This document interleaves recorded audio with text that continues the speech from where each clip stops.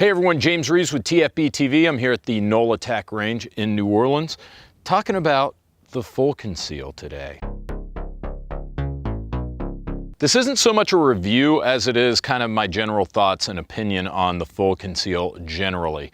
This gun has been a lightning rod for controversy, but before we get into that, let's talk about what it is. Obviously, this is pretty strange, right? It's a Glock that's bent in half.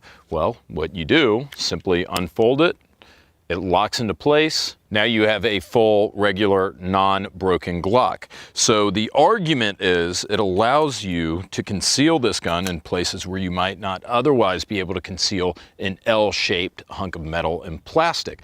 Not to mention the profile, the rectangular profile being easier to conceal also allows you to get more capacity. This is a Glock 19. Standard capacity on this gun is 15 rounds. With this magazine, this is a Magpul 21 round magazine, it maintains the same profile you would have if you used a 15 or a 17 round magazine, but you're allowed 21 rounds. When you deploy the grip, there, now you've got 21 rounds. But again, when it's concealed and you have the magazine pushed up, it doesn't take up any more space, even though you're getting an extra 6 rounds. The trigger guard folds under the dust cover and locks into place. That's what this little hunk of plastic is right here. It's like a detent of sorts. It has a metal trigger that, as far as Glock triggers go, is actually pretty good, but it also folds out of the way. You see this little spring-loaded hook here. This hook clamps into the top portion of the frame, and now the gun is locked into place. You can't unlock it until you press the very bottom of the hinge and then fold it back under the dust cover. As far as the magazine, right now the magazine's locked into place. You've got the magazine release button. Press the magazine release button, push the magazine upwards, and then that allows it to still be deployed. Right now it'll feed like this. You don't have to do anything additional. You don't have to slap the bottom of it to get it in. It will feed just by folding. So if you've got one in the chamber and you have a full magazine, there's nothing additional you need to do. Now, one thing I don't like is the magazine, there's only friction from the magazine release button that's kind of holding this magazine in place. Now, you can see you can give it a good shake before it starts to come loose. And if it does get loose, the magazine release is going to stop it, but I don't know how much I kind of like the magazine flopping around, but the important thing is you won't lose it. And let's say that even if it hypothetically does drop all the way to the magazine release, and then the mag release button catches the magazine, even when you deploy, the magazine's still locked into place and will still feed. So really that's more of a personal irritation than anything else. I just don't like the fact that the magazine can freely move, but it doesn't affect the performance or the reliability of the full conceal. As far as shooting performance goes, it's really no different than shooting a regular Glock. The metal trigger, the actual trigger pull itself, I do prefer over the standard Glock. However, I don't really like the trigger shoe, this flat metal trigger. I don't like the way it feels. It would take some getting used to, but being able to fold it up and then deploy it like this, you need to have that kind of trigger, and it works fine in that purpose.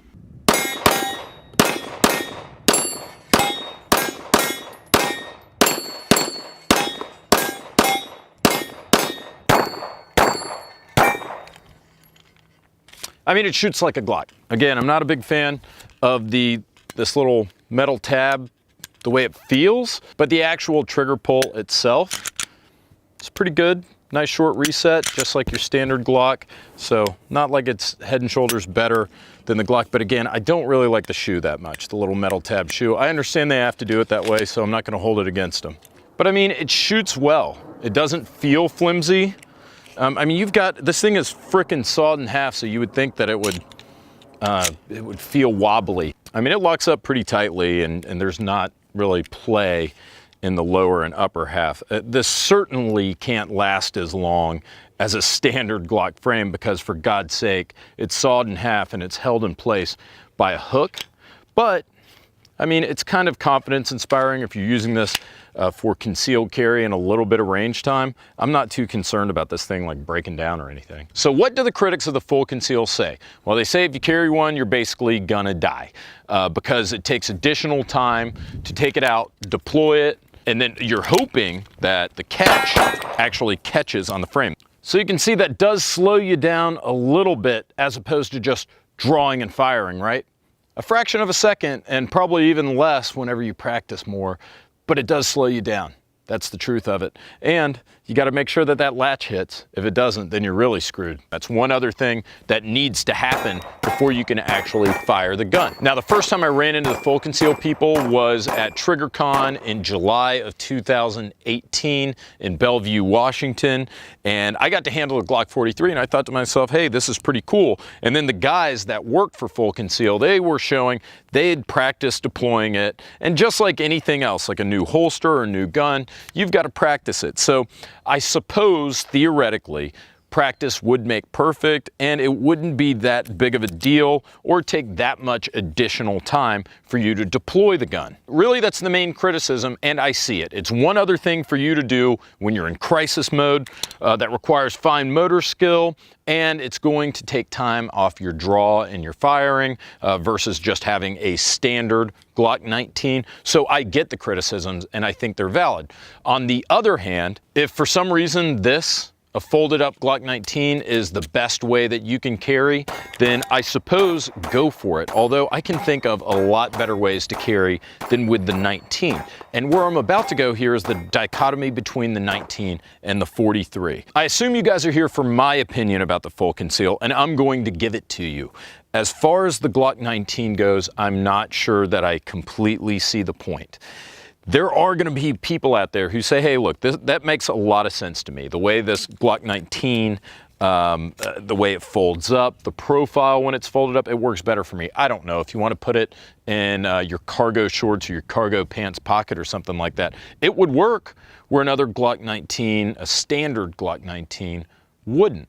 So I get that, but at a certain point, I'm not sure that there's much you can do to conceal this Glock 19 any better than a standard Glock 19. So I'm not really convinced of how useful the full conceal Glock 19 is. However, I will say that I was impressed with the full conceal Glock 43. In fact, I even asked for a Glock 43 for this review specifically, and I'm kind of pissed that what they sent me was the full conceal Glock 19, which is substantially larger. You can stow the Glock 43 when it's folded up like this. Now the Glock 43, if you don't know, that's the single stack 9mm Glock. It is the smallest 9mm Glock that Glock makes. It's an inch thick, very small, easy to conceal. In fact, here's my Glock 43 right now. You can see the gun, the profile is a lot smaller, it's a lot thinner, and to me, this lends itself to Full Conceal's concept a lot more than the Glock 19 does. Again, I feel like there are more places that you could conceal a Glock 43 that's folded in half than you could a Glock 19. Even like this thing is a big hunk of gun. With the Glock 43, I mean, it's barely bigger than a cell phone, and you could genuinely stow it in your pants pocket where you probably couldn't with the standard Glock 43. In fact, I'd even love to see Full Conceal take on the Glock 42. So that said, the same general criticisms apply to the 43 as they would the Glock 19. That is, that you're going to take more time to deploy it. Even if it is just a fraction of a second, you are going to take more time. And then that's one more thing for you to do before you can start shooting. And you better hope that this device doesn't fail. So those are the main criticisms, but I see a lot more positives weighing in favor of the Glock 43 or the Glock 42 than the Glock 19. And remember, with the Glock 43, you're talking 6+1. So that means you get 7 rounds, 6 rounds in the factory magazine, plus an additional round in the chamber. With the Full Conceal version, remember, we talked about how you can use a larger magazine in the Full Conceal and you still have the same pocket profile, we'll call it. With the Glock 43, you can get a 9-round magazine. So you get an additional 3 rounds. in a package that's a lot easier to conceal than the standard Glock 43. So again, more points in favor of the Glock 43. I really wish they would have sent me one of those to test out instead of the 19, because I'm kind of ho-hum on the 19. Hopefully there are people out there who are watching this who say, hey, look, this 19, it's really shaking my tree. I like this gun. But I feel like there aren't a lot of people saying, hey, I need a compact or a full-size gun that I can fold in half and carry around with a big honking 21-round magazine, which is going to be pretty heavy, fully loaded. I feel like there aren't as many people saying that about the 19 full conceal versus people who would say with a 43 full conceal, hey, I'd really like something that I could literally jam into a coat pocket or to a pants pocket, but then have 10 rounds of 9mm at my command. Also guys, these aren't cheap. You're looking at $500 for the operation. If you want to send yours in and have them do all the work, that's going to be about $500, and you're looking at about $1,000 for one of these from the factory. So they are not cheap. This has been a real hot point of controversy, but what it all boils down to is if you're one of the few people out there who's got $1,000 to blow in a carry gun, who needs something lower profile than a standard Glock 19 or Glock 43 or Glock 42, and you're comfortable with training and a way to deploy this, and if that's what it takes for you to carry, screw it. I don't care. I really don't care. I don't see what all the anger is. Everybody is so pissed off at this gun. It's the craziest thing I've ever seen. Whatever. I really don't care. Would I own this one? No. Would I own the 43? Maybe. But all in all, I think full conceal, let them do their thing. Who really gives a shit if this is what they're doing and this is what it takes for people to carry? They've certainly been popular. I think there's even a Drake lyric that refers to the full conceal Glock 19. So whatever, looks like they're being successful, notwithstanding the people that hate them. So anyways, and they're a bunch of cool guys. I got to say that. Really cool guys, some of the best people I've ever met. A few of them are even from the area. So, you know, great guys, whatever, more power to them. If you people hate them, you're more than entitled to hate them. You can hate anything you want.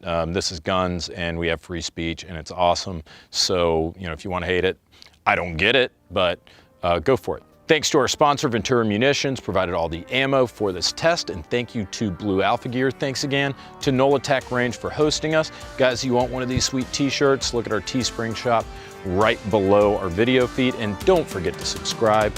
See you next week.